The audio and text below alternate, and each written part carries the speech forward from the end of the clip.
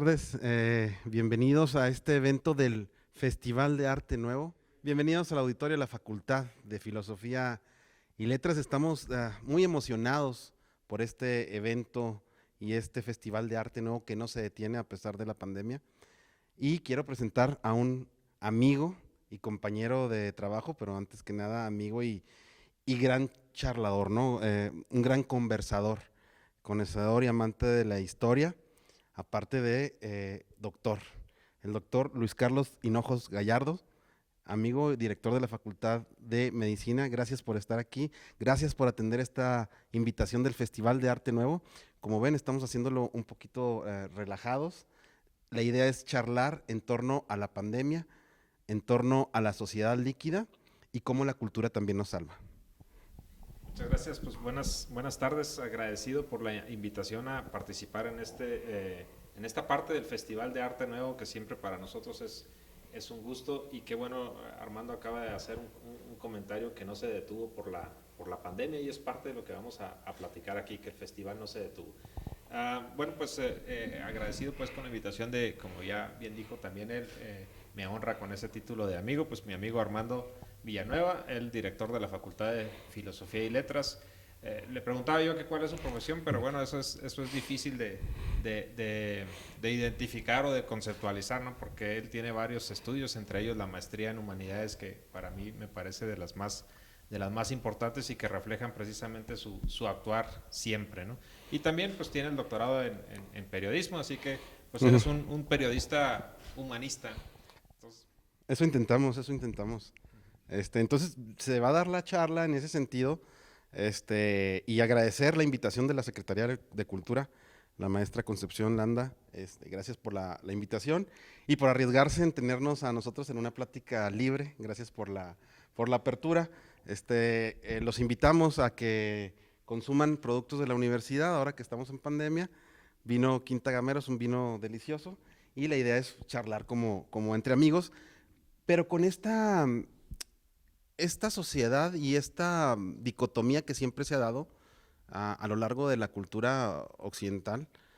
Se cree o se piensa que las ciencias duras y las humanidades están divididas o se han dividido históricamente, ¿no? Las ciencias duras y las humanidades.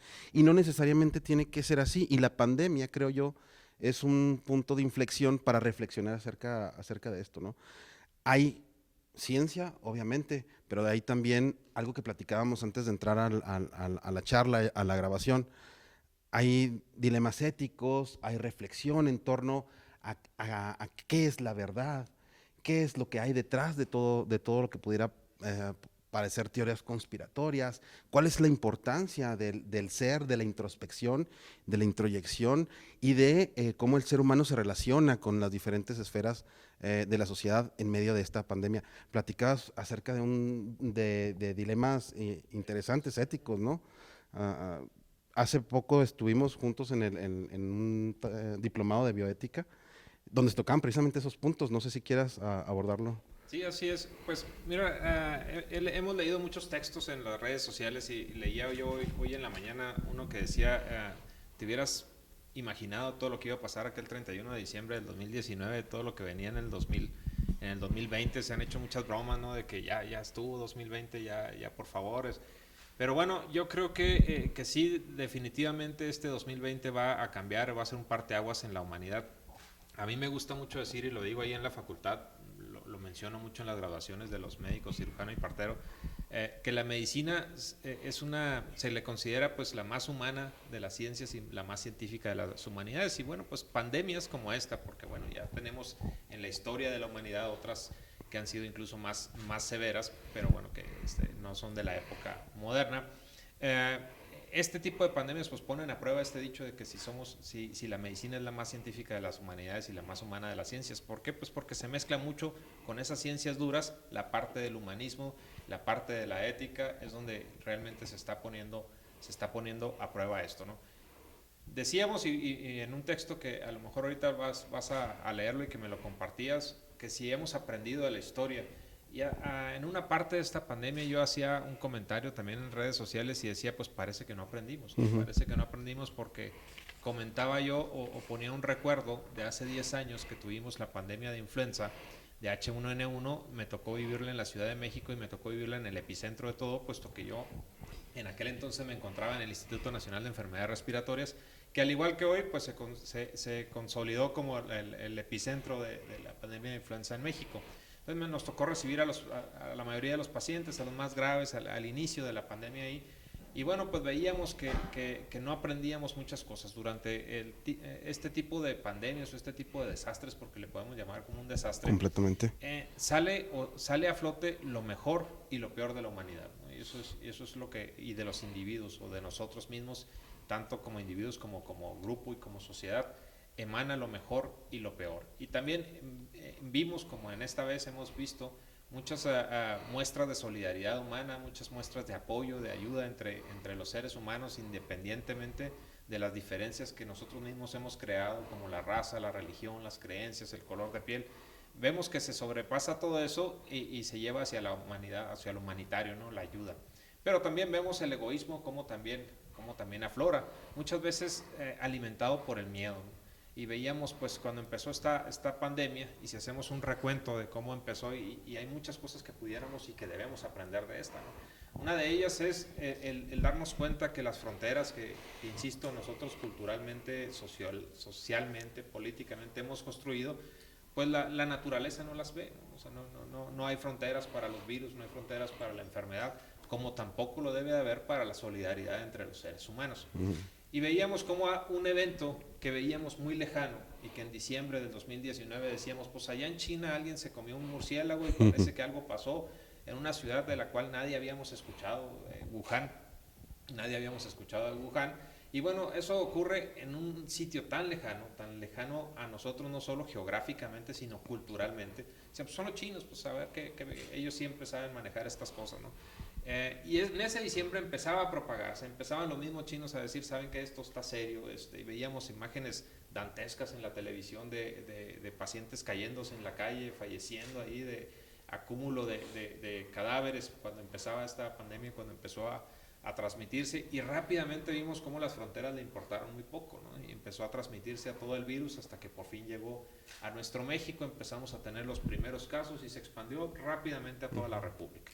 Y actualmente, pues ahorita en nuestro desértico Chihuahua tenemos una importante cantidad de muertes. Estamos hablando ya de más de 1000 muertes que se registran ahorita oficiales por COVID. Es decir, fue una pandemia que se expandió rápidamente y que nos obligó a replantearnos muchas cosas. El día de ayer, o no recuerdo si hoy, una amiga que tenemos en común, Claudia, ponía una foto de la ruta 1 que le llamaban aquí en Chihuahua, ¿no? Y ponía una foto donde está todo el mundo comiendo ahí en la calle Victoria, y ponía ella, recuerdan cuando disfrutábamos de la ruta 1, y yo le ponía un comentario y le decía, éramos felices y no nos dábamos cuenta, Claro. ¿no? Y entonces ahorita todas esas libertades que teníamos, vino un virus a decirnos ya no las pueden hacer, ¿no? Y nos vino a confinar a las casas, nos vino a alejarnos de nosotros mismos, a obligarnos a evitar el abrazo, el saludo. Eso que veíamos como algo cotidiano, pues ahora ya no lo podemos tener, ahora ya es un lujo, ¿no? Tener una reunión es un lujo, saludar a alguien, abrazar a alguien, pues es un lujo. Y bueno, pues eso nos lleva a replantearnos muchas cosas, ¿no? Ese confinamiento nos llevó a valorar, creo yo, muchas cosas, y sobre todo a valorar la relación entre los seres humanos. Entonces sí, realmente esta pandemia debe ser un parteaguas y debemos de aprender mucho de eso. Debemos de aprender mucho de eso, pero voy a citar lo que decías, lo dice el filósofo eslovaco Zizek.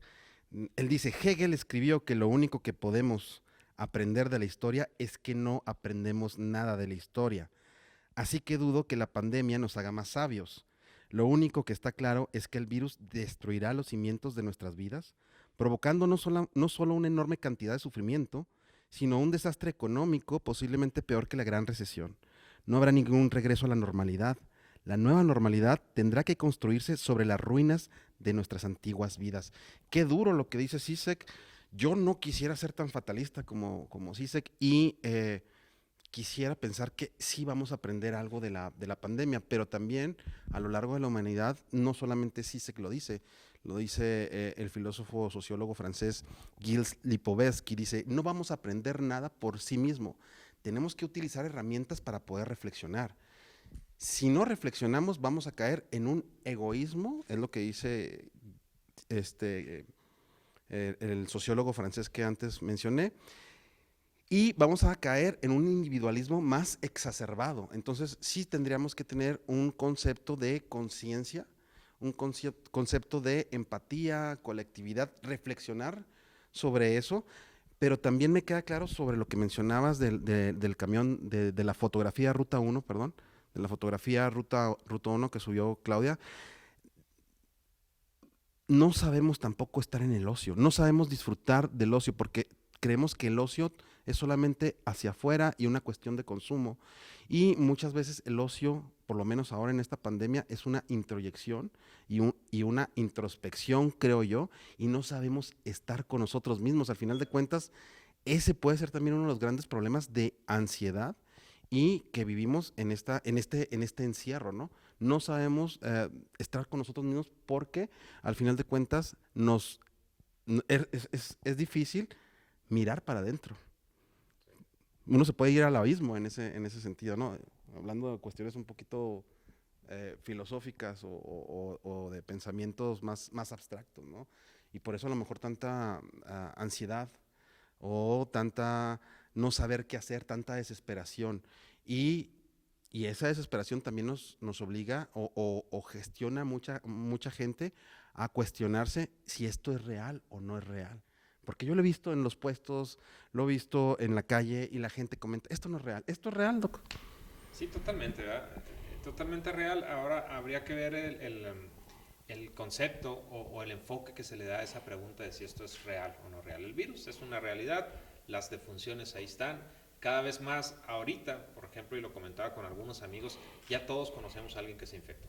Y ya todos conocemos a alguien que por lo menos tuvo que caer al hospital. A lo mejor no alguien que falleció, pero sí por lo menos alguien que tuvo que ir al hospital. Entonces, esto es real, sí. Sin embargo, todo el acontecimiento, ¿no? Hay que recordar que aquí, o plantear la idea de que aquí el problema no es el virus, sino es el acontecimiento, es decir, lo que ha ocasionado el virus. Las reacciones a toda esta pandemia, todas estas muertes, las reacciones del gobierno, de los gobiernos, porque además aquí tenemos varios estratos de gobierno, unos reaccionan de otra manera, otros diferente. Entonces, todas estas reacciones de la sociedad en conjunto, de las instituciones, incluyendo la nuestra Universidad Autónoma de Chihuahua, las reacciones que han tenido las instituciones, es ese acontecimiento lo que también valdría la pena analizar. Entonces, si es real el virus, lo es. ¿Es real la respuesta de la gente? Eso sería otra discusión, ¿verdad? Porque hay quien lo niega. Hemos visto las historias en redes sociales de quien decía que no existía y andaba en fiestas y todo, y de repente pues ya está en el hospital, ¿no? Esas historias las vemos, pero como decíamos también ahorita, nos ha llevado a nosotros desde el punto de vista del área médica, que es la parte que a lo mejor me toca a mí comentar un poco, nos ha llevado a plantearnos cuestiones de ética muy fuertes, ¿no? O dilemas éticos, entendiendo por un dilema aquella cuestión en donde se tiene que tomar una decisión y ninguna de las dos opciones o de las varias opciones que haya son buenas. Es realmente un dilema, aunque hemos hablado a veces que decimos de dilema, cuestiones más sencillas, pero no, realmente un dilema es cuando se tiene que tomar una decisión que no es buena y tienes que tomarla, no te puedes quedar. Alguien va a salir perdiendo en esa decisión. Y generalmente, o para que se establezca el dilema, y eso, bueno, pues ustedes lo saben mejor, no se puede resolver con la ética. Es decir, si la ética resuelve el dilema, pues entonces no es un dilema, porque entonces ya sabes por dónde irte tranquilamente. Pero generalmente la ética no te resuelve el dilema. Y lo veíamos con los protocolos que se hablaban y lo mencionábamos antes de empezar la transmisión, y es algo real que se dio. Afortunadamente aquí en Chihuahua todavía no llegamos a esa situación, pero se dio en algunas otras ciudades de la República, en donde teníamos pocos espacios en terapia intensiva. Se ha hablado mucho de los ventiladores, pero bueno, vamos a utilizarlos de ejemplo. Tienes pocos ventiladores y tienes muchos pacientes que lo requieren. Entonces, ¿cómo vas a decidir a quién se lo vas a dar? ¿A quién le vas a aplicar el ventilador y a quién no? Los médicos se tuvieron que enfrentar a estos dilemas. Y luego se hablaba de otro concepto también muy discutible, que es el valor social de la persona. Es un concepto no solo discutible, sino además peligroso, ¿no? Porque decíamos, bueno, ¿qué le da realmente valor social a la persona? Nuestra cercanía a Estados Unidos nos lleva mucho al utilitarismo y a decir, bueno, lo que le da valor social es la productividad de la persona. Y entonces decías, bueno, ante varias opciones, ¿qué vas a decidir? Se mencionaba mucho lo de la edad, lo de la posibilidad de vivir y que esa fuera lo que le daba peso a la decisión. Eso significaba que un paciente de 20 años, independientemente de su estatus social, independientemente de su productividad, iba a tener mayor peso que un adulto de 65 años, un adulto mayor. Pero entonces se planteaban los dilemas que se vivieron o se están viviendo todavía en algunas partes. Si tienes un joven de 20 años, a lo mejor adicto, con antecedentes penales, sin estudios, y tienes un profesor universitario de 65 años que sigue enseñando a la gente, que sigue, o un médico, un profesor, bueno, cualquier profesión, pues, pero que sea productivo a la sociedad, ¿qué vas a decidir? ¿Cuál de los dos vas a decir? Si te vas por la edad, entonces estás dejando fuera a alguien que le da productividad a la sociedad, y no me refiero a productividad económica, sino incluso en valor social o de educación. Entonces esos dilemas éticos se enfrentaron o se están enfrentando todavía algunos médicos, que además lo están haciendo bajo un contexto que cada vez es más preocupante en la medicina, que es el cansancio y el burnout que se está viviendo, si se me permite la palabra, pues, o el agotamiento laboral que están teniendo los compañeros que están en las unidades de terapia intensiva, y eso es un problema que estamos viviendo cada vez más.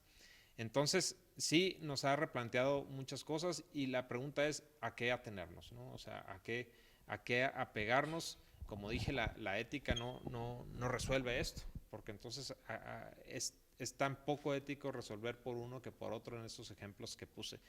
Y entonces ahí es donde nos invita a los médicos a adentrarnos a temas a los que a lo mejor normalmente no estamos acostumbrados, ¿no? Uno metido en la mitocondria y en la farmacología y en todo esto tiene poca injerencia o poco tiempo para dedicarse a la filosofía, por ejemplo, que de alguna forma nos ayudaría a reflexionar un poco más sobre cómo vamos a actuar ante esta pandemia.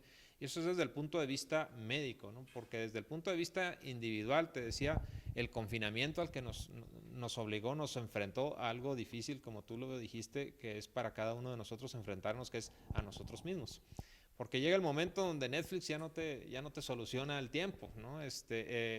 Las historias estas del ejercicio en casa, bueno, te lo puedes solucionar un momento, pero si tú tienes 12 horas, porque las otras 12 horas en teoría las dormiste, si tú tienes 12 horas en el día en tu casa, a lo mejor pasas unas en el home office, que también sería otro tema para abordar, pasas otras viendo Netflix, pasas otras haciendo un poco de ejercicio, otras comiendo, y te quedan horas. ¿Y ahora qué haces? No te queda de otra más que voltear a ver a ti mismo.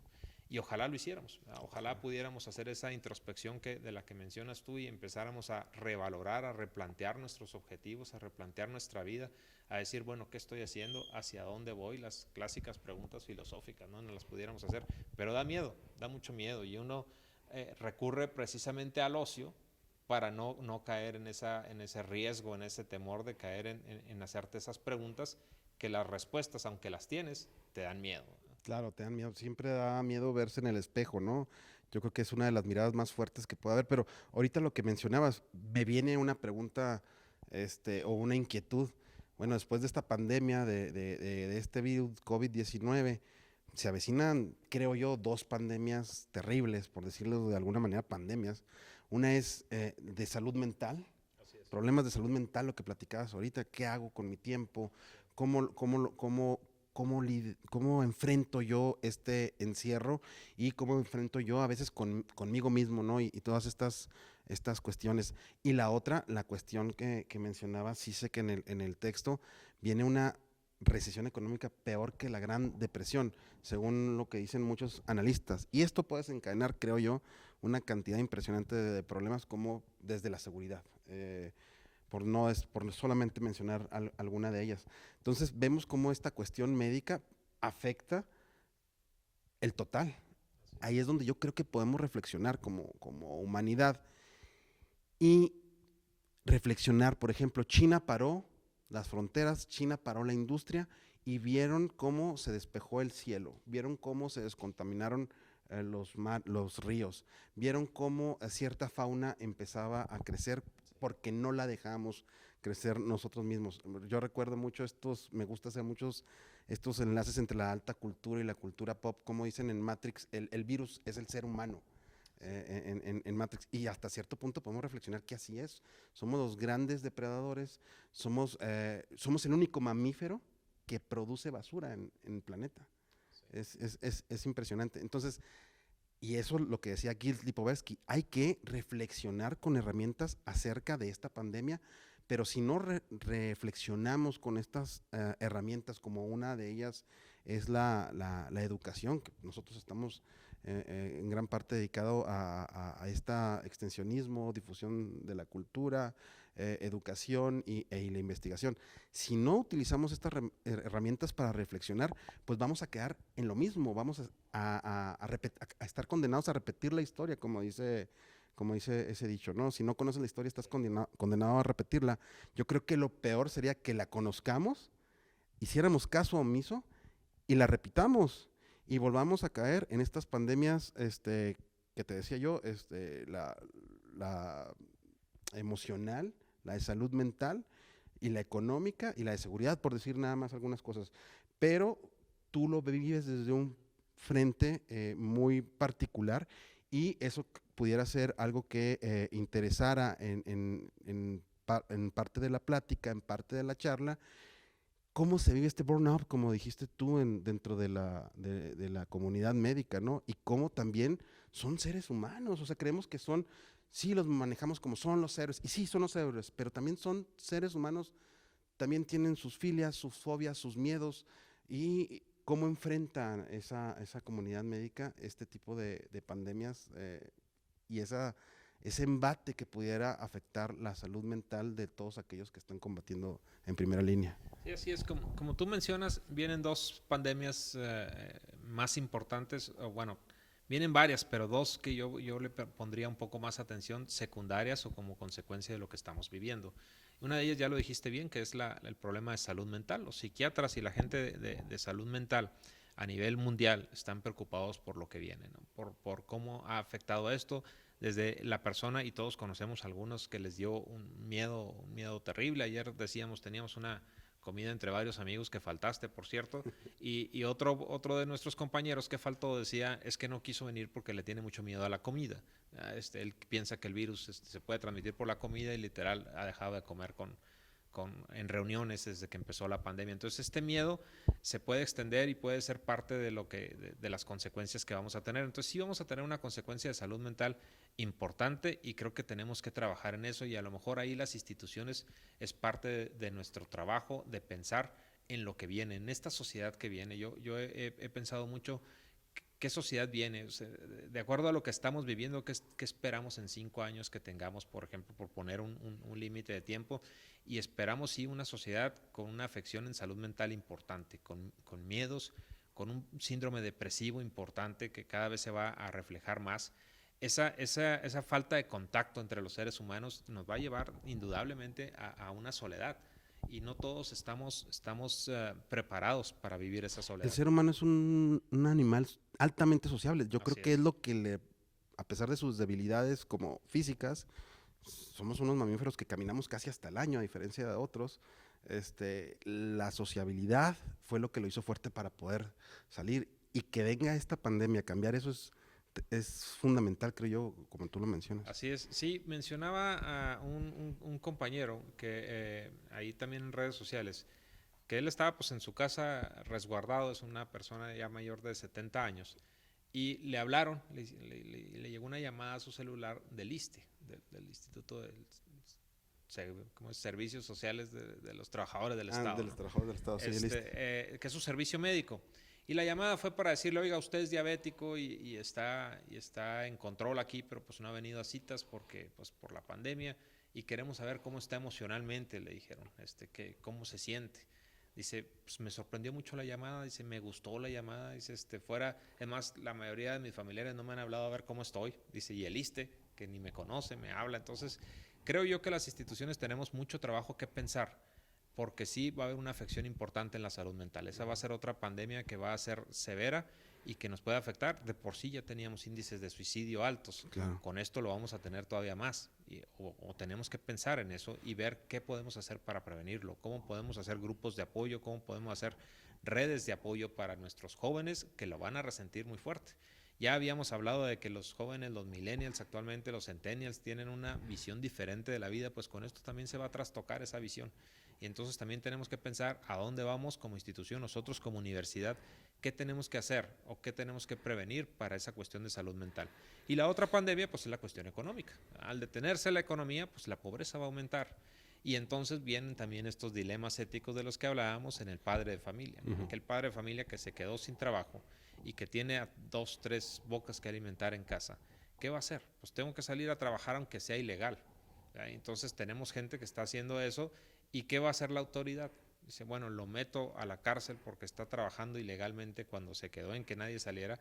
Y el padre lo que dice es que si no hago esto no comen mis hijos. Entonces entramos ante un dilema, hasta la autoridad, hasta el policía se va a sentir en un dilema de qué hago, pues claro. Tiene razón. Simplemente la ley me obliga a arrestarlo, pero pues tiene razón, si no sale a trabajar no comen sus hijos. Entonces sí vamos a tener una situación así importante y creo yo que ahorita los gobiernos, las instituciones tenemos mucho trabajo por hacer para pensar cómo prevenir estas dos pandemias. La otra es, ya lo mencionábamos, la cuestión económica que además va a derivar en una inseguridad. ¿Por qué? Pues porque ese padre de familia que no lo dejan trabajar, que tiene que alimentar a sus hijos, puede llegar al límite de decir, bueno, pues no me queda de otra más que delinquir. ¿Por qué? Pues porque tengo que llevarle comida a mis hijos. Entonces, esa es otra que vamos a vivir y que creo yo que tenemos que buscar cómo prevenir desde las instituciones. Creo yo que tenemos mucho trabajo en ese sentido, que vienen tiempos difíciles desde el punto de vista económico, desde el punto de vista de salud mental. Vamos a tener una sociedad enferma, porque mira, yo lo comenté hace poco en redes sociales y he estado leyendo y comentando con mis compañeros. Yo soy neumólogo, pediatra, pero neumólogo, y he estado comentando con mis compañeros de neumo el síndrome post-COVID, bueno, no se establece así como un síndrome post-COVID, pero yo decía, el hablar de recuperados es un eufemismo.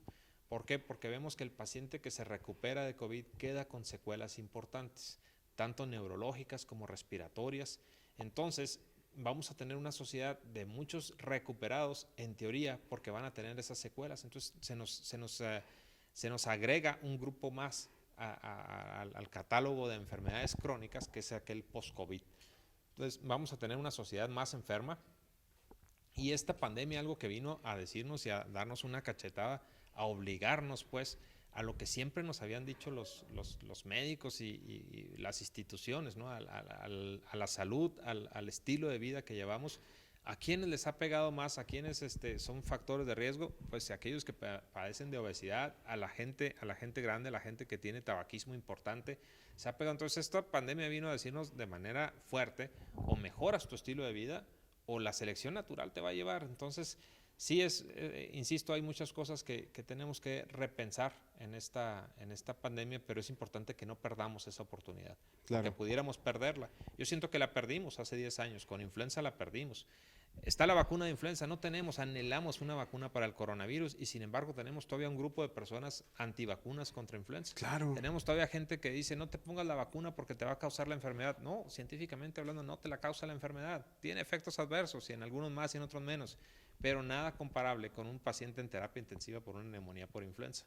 Pero no aprendimos. O sea, incluso hay organizaciones bien establecidas para atacar a la vacuna. Y ahorita que estamos anhelando la vacuna del coronavirus, estoy seguro que va a haber gente que esté en contra de la vacuna. Qué increíble eso que mencionas, la gente y estos grandes movimientos, porque son fuertes, según lo que yo he visto en redes sociales, la gente que son antivacuna, pero parece que volviéramos a la Edad Media, ¿eh? También hay gente que cree que la Tierra es plana.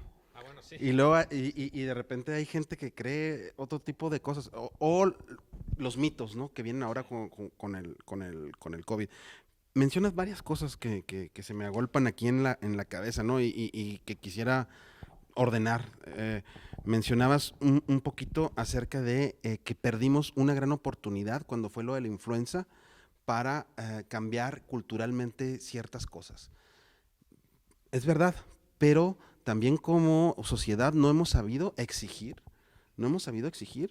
a los gobiernos, a las instituciones. Ahorita mencionabas algo de la institución, el tremendo descuido que se le ha dado al sector salud en México, y me atrevo a decir en Latinoamérica, sí, por lo general, y cómo esta pandemia viene a desnudar eso. Cómo viene a desnudar que las políticas públicas no han funcionado. o no se han enfocado a lo que debería de ser, como creo yo, la educación, la salud y el estado de justicia. Y se van por otras cosas, se van por una cuestión de corporativismo, por una cuestión de economía, por una cuestión de capitalismo salvaje, por una cuestión de tener un beneficio inmediato. No apostamos a largo plazo, no apostamos a la educación, no apostamos a la misma cultura. Cuando aquí en Chihuahua se vivió la tremenda época de violencia, decían, bueno, sí, hay que recuperar los espacios públicos, hay que sacar a la cultura, hay que invertir en la cultura, pero no es una inversión que se diga inmediata y que dé resultados inmediatos, o sea, se tiene que trabajar a futuro, ¿no? Y muchos políticos no están dispuestos a hacerlo, ¿no? Como planes a largo plazo. Mencionabas esta cuestión de la institución, en la universidad también tenemos que ver qué vamos a hacer con todos los muchachos que van a presentar este tipo de cuadros, porque ya los están presentando, ya se están registrando, que están ligado todo. Al final de cuentas, esto es sistémico. Si un papá, por su rol patriarcal, no lleva el sustento a la casa, él entra en una cuestión de frustración, puede caer en una cuestión de violencia, el muchacho se sale de la escuela porque no tiene con qué pagar la matrícula, pero vive un entorno de violencia dentro de la casa y es un efecto dominó terrible, ¿no? Entonces, todas esas cosas puede traer la pandemia y tendríamos que reflexionar, no volver a perder esa oportunidad que tuvimos con la de la influenza y ver a futuro con soluciones de raíz, atacar los problemas de raíz, ¿no? Pero sabes que yo pienso que ese es definitivo, como todo, es un trabajo individual. Por supuesto, esa es la base de todo. Pero también es un trabajo muy fuerte de las instituciones. Yo creo que fallamos como instituciones cuando yo digo que no aprendimos de influenza porque estamos viviendo los mismos problemas de base que vimos con influenza y que ya no deberíamos de tenerlos. Los mismos problemas organizacionales, los mismos problemas de insumos, estamos viviendo exactamente los mismos problemas. Estamos viviendo también los mismos problemas desde el punto de vista de formación de los médicos. Desde el punto de vista de ética, sí se habla mucho de los héroes de la salud y a lo mejor es difícil hablar este tema que voy a mencionar en este momento porque nos gusta mucho hablar de los héroes de la salud. Y sí, claro, son héroes de la salud los médicos, las enfermeras, los técnicos, radiólogos, los técnicos de laboratorio que están tomando las muestras, que están día al día en las unidades de terapia intensiva con estos trajes Tyvek que son difíciles de manejar. Yo cuando entro a ver a los pacientes COVID, yo entro a revisarlos, duro 1 hora, 2 horas con el traje y ya me estoy deshidratando. Y tengo compañeros que están en las terapias intensivas y que ahí duran 8 horas con el traje, ¿no? Entonces, sí es difícil, sí son los héroes de la salud porque además están arriesgando a sus familias al regresar a casa. Algunos han hecho esfuerzos extraordinarios al conseguir en dónde vivir y ya tienen meses viviendo fuera de su hogar porque les da miedo acercarse a sus familiares. Algunos han dejado de ver a sus padres por muchos años, meses, perdón. Entonces sí son héroes de la salud, pero también tenemos la otra parte y hay que mencionarlo. Así como lo vivimos en la pandemia, así también tuvimos personal de salud que en cuanto empezó esto abandonó los hospitales. Y sí tuvimos una buena cantidad.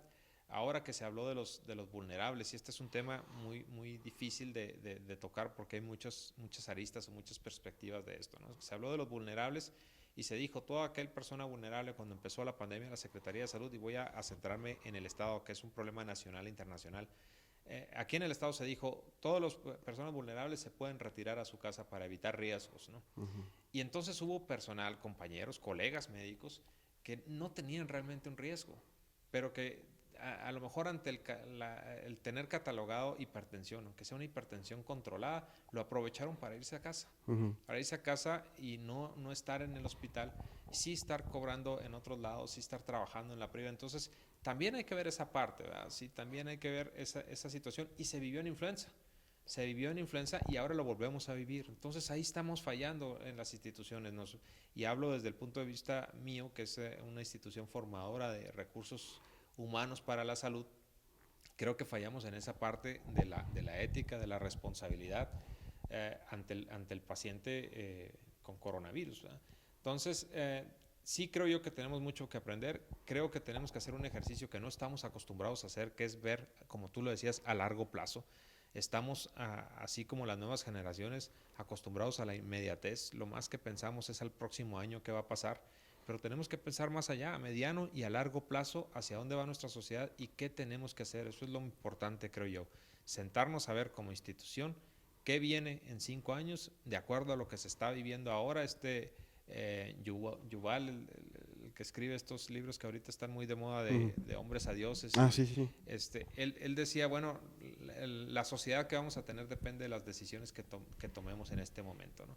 Entonces, sí, creo yo en eso. Creo que tenemos ahorita que tomar decisiones, sobre todo de formación, ver cómo vamos a hacer con esta pandemia de salud mental que vamos a tener, con esta frustración, con este rechazo a las instituciones que hay, cómo recuperar la confianza de la gente, de la sociedad en las instituciones de todo tipo, porque se ha perdido y se va perdiendo Se ha cada vez perdido, más esa confianza. completamente se ha perdido, pero esto no es nuevo.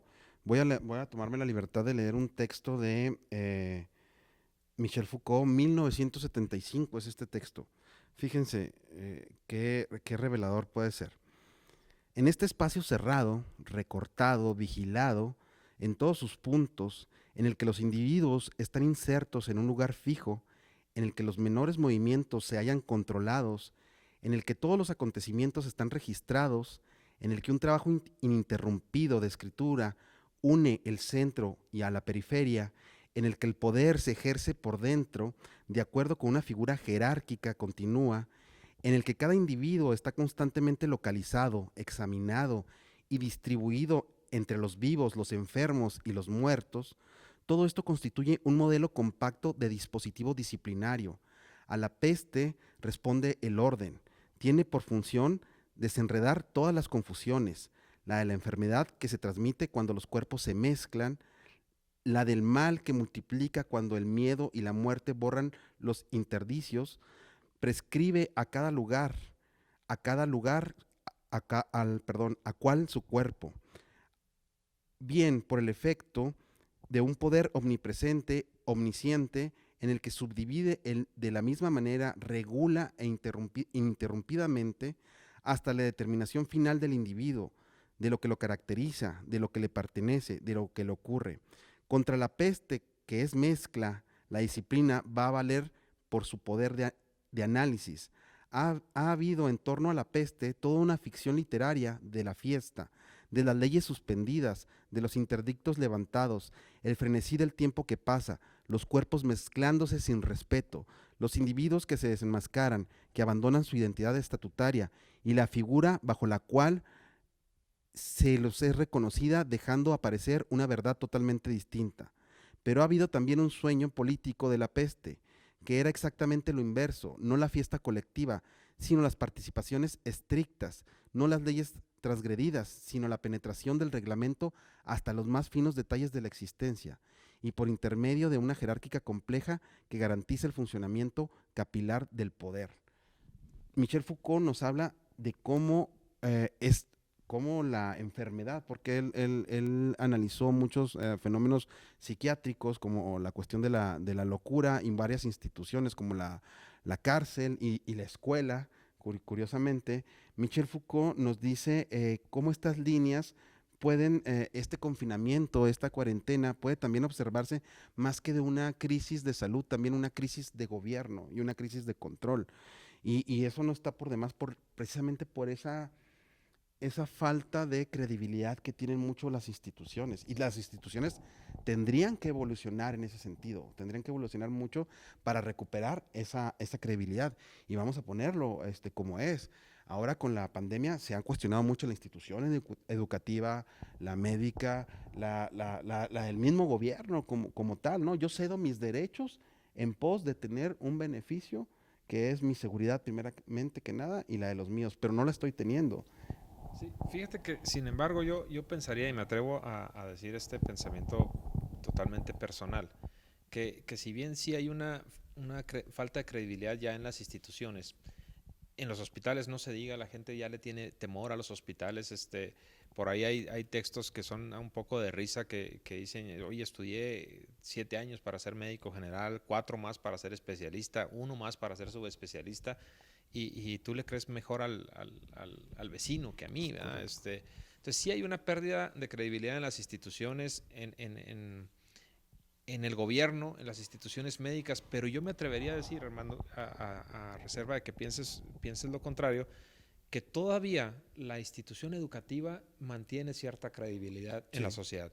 Es decir, la sociedad todavía le apuesta a un poco a la universidad, menos que antes. Y es un trabajo fuerte de la universidad trabajar en recuperar esa credibilidad, pero todavía la sociedad se apoya mucho en las instituciones educativas, específicamente en las de educación superior, específicamente en las universidades públicas, porque incluso las universidades privadas han perdido cierta credibilidad por esta cuestión del utilitarismo y por esta cuestión de que a final de cuentas pues buscan un beneficio o tienen un final económico. Ujú. Pero las instituciones de educación superior públicas creo yo que todavía gozan de cierta credibilidad en la sociedad y eso es algo que tenemos que aprovechar y que tenemos que respetar. ¿A qué me refiero con lo segundo? Respetar en el sentido de que si yo voy a hablar a nombre de la universidad, si yo voy a hacer algo a nombre de la universidad, tiene que ser algo de mucha credibilidad para la sociedad. Y aprovechar, pues precisamente para lo que hablábamos, de cómo nos vamos a preparar para esta pandemia que viene. Bueno, tal vez las universidades son una salida para esto, o son una buena herramienta para preparar o para eh, eh, mejorar a la sociedad tomando en cuenta esta pandemia que viene. Y creo yo que lo podemos aprovechar desde el punto de vista de instituciones universitarias. Y todo esto, el texto que acabas de leer de Foucault, me lleva a preguntarte o a hacer el cuestionamiento a ti, Armando, yo como médico, pues a lo mejor nosotros tenemos la parte técnica de la solución de la pandemia, o al menos estamos trabajando en ella, ¿no? Estamos tratando de curar a los enfermos, hemos probado varios protocolos de tratamiento y ahí la llevamos. Hemos disminuido la mortalidad. Al inicio de la pandemia se decía que paciente que caía en ventilación mecánica prácticamente era una condena de muerte. Ahorita ya Ya no. no. Hemos mejorado mucho cómo manejamos a los pacientes. Entendimos que era importante ser agresivos desde el inicio y en cuanto empiezan los síntomas, empezar tratamiento con los diversos tratamientos. Hay una máxima en medicina que se dice que cuando para una enfermedad hay muchos tratamientos, quiere decir que ninguno sirve. Bueno, pues aquí lo que pasa es que a algunos les sirve y a otros no. Entonces, mientras no tengamos el tratamiento específico que sirva, pues vamos a seguir individualizando esto.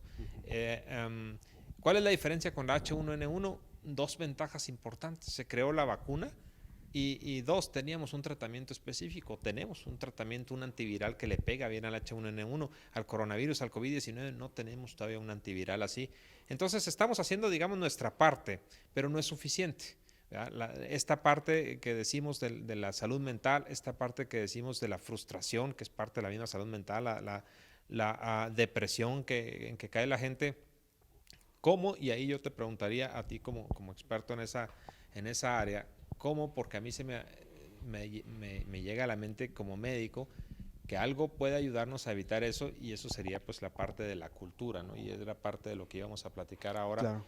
cómo la cultura puede ayudarnos a evitar esta frustración, esta depresión en la gente, cómo nos puede llevar la cultura a sobrellevar este confinamiento en donde Netflix ya no nos es suficiente, Amazon tampoco y ahí estamos agregando al carrito y eso tampoco ya nos es suficiente. Entonces, ¿cómo la cultura nos pudiera ayudar, Armando, a sobrellevar este confinamiento al paciente enfermo que se está recuperando? ¿Cómo esto le puede ayudar? Yo he visto varios colegas tuyos tratando de hacer esfuerzos y se los reconozco y los admiro que a través de las redes sociales intentan a través del teatro, por ejemplo, ayudar un poco con esto, ¿no? A través de la lectura, por ahí hay un maestro tuyo, bueno, creo que es de la Facultad de Artes, que todos los días se pone a leer en sus redes sociales y ya tiene muchos seguidores Ujú. que están viendo la lectura. Y creo yo que eso puede ayudarnos, pero ¿cómo? ¿Cómo pudiera la cultura ayudarnos en esto? Bueno, yo creo que, bueno, hace tiempo y estoy convencido, cuando empezó esto de la pandemia, lanzamos una campaña que arrancó aquí en la facultad que se llamaba La cultura también nos salva, ¿no? Obviamente, como dices tú, los científicos, los médicos están haciendo su parte y están trabajando incansablemente para ello, pero no todo es una cuestión de ciencia, creo yo. El ser humano es muy complejo en ese sentido y también tiene que haber alimento para el alma, ¿no? Como dicen por ahí, no solo de pan vive el hombre. Entonces, en ese sentido también hay que alimentar el espíritu y los diferentes espíritus. Y creo que para eso la cultura es importante. y en ese sentido la cultura también nos salva. Aquí en la facultad hemos lanzado una serie de cápsulas, como dices tú, de repente el Netflix ya no nos alcanza, el Amazon ya no nos alcanza y los libros no nos alcanza, porque también estamos en esa cultura de consumo y en esa vorágine de consumir, consumir y reflexionamos poco. Yo creo que la cultura en esta pandemia tiene que también evolucionar como ha evolucionado. Hay lecturas en redes sociales, hay teatro en redes sociales, tenemos el Festival de Arte Nuevo precisamente ahora en redes sociales, pero ¿a qué tenemos que poner pausa y pensar? ¿Para qué consumimos lo que consumimos? Vamos a hacernos esas eternas preguntas que no tienen respuesta, como decías tú hace poco, de la cuestión de la ética. La ética por sí sola no te da las respuestas. Igual la filosofía o la cultura por sí sola no te va a dar las respuestas. Tienes que hacer tú un trabajo de introspección, tienes que hacer tú un trabajo de reflexión, pero con las herramientas que te da la cultura, yo creo que va a ser o puede ser más fácil o más llevadera esta pandemia, ¿no?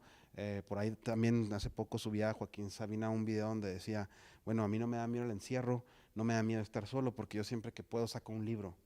Es verdad, las nuevas plataformas como Netflix nos dan muchas cosas muy digeridas, visualmente muy buenas, con unos arcos narrativos que siempre te tienen al filo de la butaca.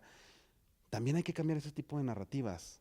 No digo que esté mal, está bien, es el consumo, es Hollywood, pero también hay otro tipo de narrativas que te llevan a un consumo más lento, a un consumo donde puedas tener un poquito de mayor reflexión, de un pensamiento, y eso también te lo da la lectura. Digo, yo soy un enamorado del cine, me encanta el cine, creo que es un lenguaje hermoso, pero también hemos descuidado la cuestión de la lectura del libro como tal, de ese reflexionar sobre la palabra. Todas las palabras tienen un San Benito.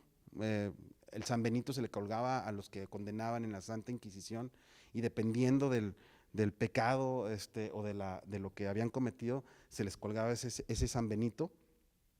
Todas las palabras tienen un San Benito y en ese sentido todas las palabras no son ni buenas ni malas. Nosotros somos los que le podamos dar ese sentido, pero reflexionar sobre las palabras, reflexionar sobre el texto, básicamente reflexionar sobre el pensamiento. Algo que mencionábamos al principio, el ser humano es el animal, creo yo, más sociable en ese sentido, con un alto grado de sociabilidad, de organización, y en ese sentido creo que se lo da el lenguaje, la comunicación. Hay un texto maravilloso de Mario Vargas Llosa donde dicen que están en una cueva y en una fogata y el primer contador de historias estaba ahí, ¿no? Y a partir de ahí se creó la palabra, a partir de ahí se creó la comunidad, a partir de ahí se crea un sentido de identidad. Y creo que a partir de estas creaciones, como es la misma civilización, el mismo lenguaje, podemos salvarnos en ese sentido porque se crea cierta identidad, porque se crea cierta comunidad y vas desarrollando otras cuestiones como la resiliencia, como la empatía, pero eso es a través de la educación, creo yo, y de la cultura, ¿no? Villoro mencionaba en un texto hace muy poco que decía o citaba a Winston Churchill, decía, la cultura es tan importante y Inglaterra, Gran Bretaña no perdió la guerra porque siguió abriendo sus teatros, ¿no? Que iba más allá de la cuestión de presentar una obra de teatro, te daba esperanza, te daba esa posibilidad de imaginar un futuro posible, ¿no? Y eso fue lo que mantuvo mucho tiempo de pie a los ingleses estoicos, ¿no? Porque estuvieron a nada de caer ante el régimen de Adolfo Hitler. Pero esa esperanza, esa comunidad, pues te la da precisamente la educación y te la da precisamente la cultura.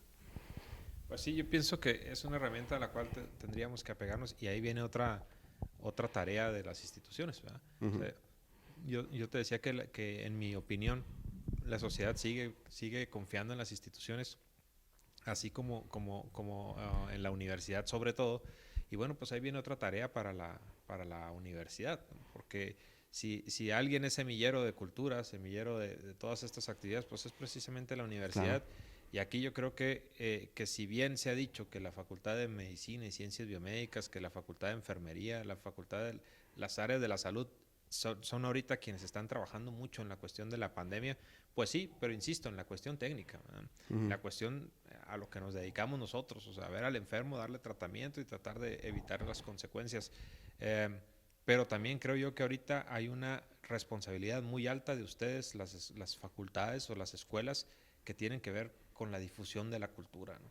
Desde la cultura jurídica en la Facultad de Derecho, y enviando un saludo al maestro Luis Rivera, también tiene una responsabilidad fuerte en eso. Ustedes, la Facultad de Filosofía y Letras, pues son el pivote de la cultura aquí, igual que la Facultad de Artes con el maestro Ransom, al que también le envío un saludo. Y creo yo que podemos agarrarnos de ustedes, ¿verdad? Para que nos ayuden y nos den herramientas con que podamos nosotros salir adelante de este confinamiento, de esta nueva realidad, que cualquier nueva realidad pues nos hace caer en shock. Claro. Y creo yo que donde podemos agarrarnos pues es precisamente de la lectura, de la poesía. La poesía. Siempre se ha dicho que la poesía nos salva, ¿verdad? Hay por ahí una frase que habla de eso, y creo yo que pudiéramos en este momento tratar de agarrarnos de eso.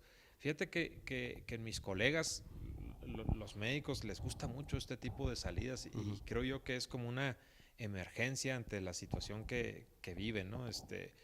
Un urgenciólogo que conozco y que ahorita está en la primera línea contra el COVID, le encanta la poesía, ¿no? Y le encanta recitar poesía, y le gusta mucho aprendérsela de memoria. Por ahí en la Facultad de Medicina tenemos un grupo que se junta precisamente a la cuestión esta de la poesía, que generalmente lo dirige el doctor Daniel Castillo, quien también envió un saludo.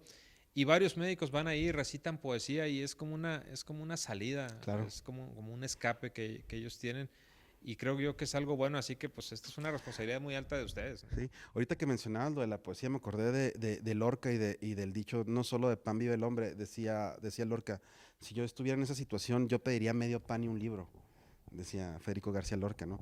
Y cuando mencionabas lo de la credibilidad de las instituciones, en ese sentido creo que sí, la escuela pública y en particular la universidad tiene todavía ese saldo a favor con la sociedad. Que tiene que ver con la credibilidad. Y hay que aprovecharlo. Y como dices tú, todas y cada una de las facultades es solamente, al final de cuentas, una sola universidad, Universidad Autónoma de Chihuahua. Y en ese sentido, creo que tenemos una gran responsabilidad de responder a las necesidades de la sociedad. Por eso creo que se está implementando el nuevo modelo educativo, que es precisamente para dar una respuesta. La sociedad está cambiando, la educación también tiene que cambiar, porque las necesidades también están cambiando, ¿no? En ese sentido, sin desaprovechar o sin mirar atrás a nuestra herencia, sin mirar atrás a todo el camino que ha llevado la universidad, pero también mirando hacia adelante, ¿no? Entonces, claro, de la mano de la universidad, de la mano de la educación, de la cultura, de la ciencia, creo que son las herramientas para poder salvar de una buena manera, o de una manera más digna esta pandemia, que son tiempos que se antojan posapocalípticos, ¿no? Pudieran parecer de una serie de televisión, y en ese sentido mucha gente quisiera que ya se acabara la temporada 2020. Sí, sí, pero la verdad es que nos falta, ¿eh? Nos falta, y no quiero ser catastrófico, pero sí, yo creo que el resto del año vamos a vivir esta realidad. Entonces, más vale que nos preparemos para eso, que utilicemos las herramientas, que seamos responsables en ese sentido, y que ayudemos a transmitir. Todos tenemos algo que podamos transmitir y que podamos enseñar a los demás, y eso también nos ayuda a uno, ¿no? Cuando uno ayuda a los demás, eso es un beneficio físico, emocional, mental, psicológico muy fuerte, porque uno se siente productivo. Y ahorita es el momento en donde existe una gran cantidad de personas, de seres humanos, de compañeros que requieren nuestra ayuda, y podemos hacerlo con lo más mínimo, ¿no? Con lo más mínimo, pero creo que podemos hacerlo, y este es el momento de hacer florecer esa solidaridad entre los seres humanos, entre nosotros como chihuahuenses, como universitarios, como miembros de una misma institución que es la Universidad Autónoma de Chihuahua. Creo que es el momento de recurrir a la solidaridad como una herramienta más para poder combatir el problema que nos causa esta pandemia, ¿no? Pues yo me quedaría con esas palabras, ¿no? La solidaridad. y en un afán de tal vez cerrar esta plática que pudiera extenderse muchísimo tiempo, creo que con eso nos quedamos para el Festival de Arte Nuevo. Ahorita hacías señas a Alex y a Manny que del tiempo, que Sí. cómo íbamos, y te digo, mira, el marcador es este. El marcador es bueno, ahorita me emparejo y sigan consumiendo vino de la Universidad Quinta Gameros. Saludos a Damián Porras, director de la Facultad de Faciatec, que me proporciona tan excelente vino. Sí, faltó cantidad, pero sí, agradecer a Damián de esta producción que es Quinta Gameros, sí, el otro es Alma de Jaguar, Alma de Jaguar. La Alma otra de Jaguar. producción de vino que tienen en la facultad que dirige Damián Porras, y bueno, pues invitar a la gente a consumir estos vinos también. Y que se acerquen a la universidad y que se acerquen al Festival de Arte Nuevo. Muchas gracias, Luis Carlos, por la plática, por la charla. Y seguimos. Al contrario, sí, le seguimos aquí. Muchas gracias, Armando, y gracias a ustedes también por permitir esta charla.